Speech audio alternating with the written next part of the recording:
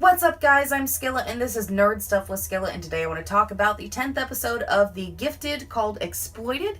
If you have not gotten caught up on The Gifted, go and get that way before you come back and watch this video, because there will be major spoilers for the plot of this episode, which will have a bearing on how you feel about the rest of the season. So make sure that you're caught up before you watch this. This episode is crazy. I really enjoyed it. I thought this is one of the best episodes of the season. This is the kind of episode I've been looking forward to when we've been going through some less than good episodes, for sure. Esme has convinced the Stryker parents to go and talk to Jace Turner about taking the mutant prisoners away from Campbell's mutant detention center.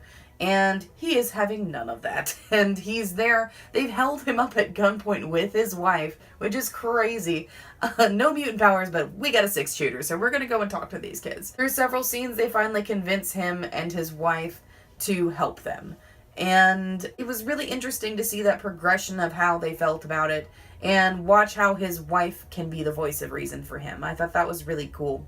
And I think the Stryker parents are doing a good job so far in this season. I think they're pretty much on point. Meanwhile, the horrible fate that they're trying to save their kids from is happening in real time back at the mutant detention center. Campbell has the Stryker kids in this room, this like cell that has the sensors all over the wall, and he wants them to hold hands and combine powers so that he can take a read on it, which is going to give him information about something that's going to hurt mutants. It hasn't been super clear, but he makes it sound like it's a way to eliminate the X gene or maybe kill all of mutants, possibly. It hasn't been super clear, but I'm very interested to see where that goes. The Stryker kids originally say, no, we're not going to do it. They bring in Dreamer and Blink and Dreamers, and he puts a gun to them. If you guys don't hold hands and show us what you got, then I'm going to kill these two.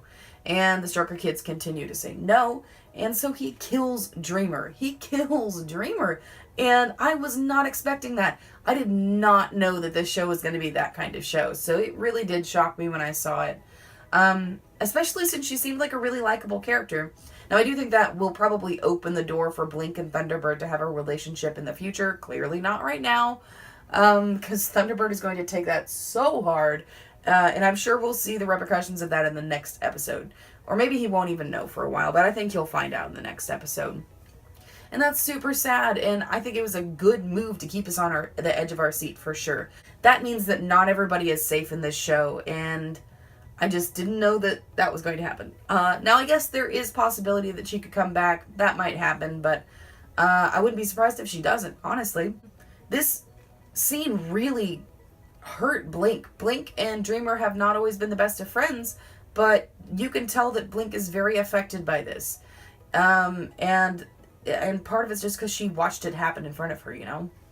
So, Esme got the Stryker parents to go and plead with Jace, and told the Underground that the Strykers did that, but did not tell them that she was part of the plan. And then she tells the Underground that they all need to go at the place where, if this whole plan works out, the prisoners are going to be transported. And she wants to be there to get a read on the guards, and that's it. And, boy, do things go crazy from there.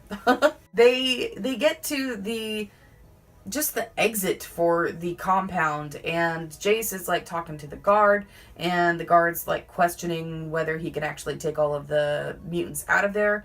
And then Esme tases Eclipse, puts him on the ground, and starts mind controlling all of the guards to kill themselves and kill each other.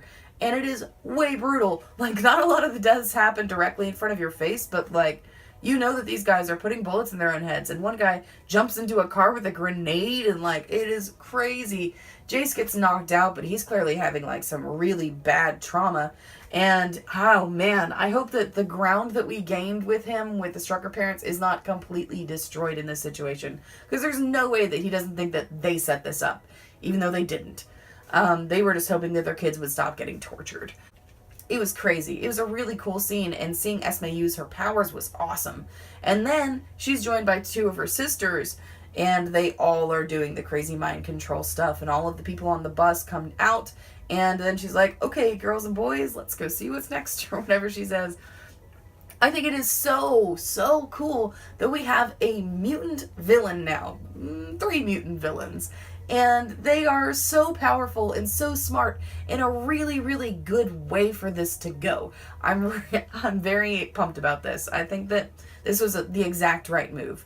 Instead of having a new heist situation every other episode, now we've got somebody who's smarter than at least most of the good guys and has a power that's really hard for them to stop. And I could have done without a couple of earlier episodes in the season, or if we'd had a couple of things condensed just to get to this badass plotline faster. And Esme is a bad bitch. Oh my god. She is so cool. I really like the way this played out. I don't know if you can tell, but I really like the way that it played out. I thought it was one of the most fun episodes to watch. Probably one of the best, if not the best episode of the season so far. Now, some of the first few episodes of the season were really, really strong, and this is very competitive with those first few episodes, I think. I love seeing the Stryker twins' power get used again. It was cool to see how they animated that, like, power going up their arms, and them destroying this adamantium room that they're in, which is, like, indestructible. It's what my boy's, like, skeleton's all made out of. And, oh man, it was really cool. Drop a comment down below with your favorite moment from this week's episode of The Gifted. Make sure to give me a big thumbs up if you enjoyed this video, and subscribe to my channel if you want to hear about more nerdy stuff from me. As always, thank you so much for watching.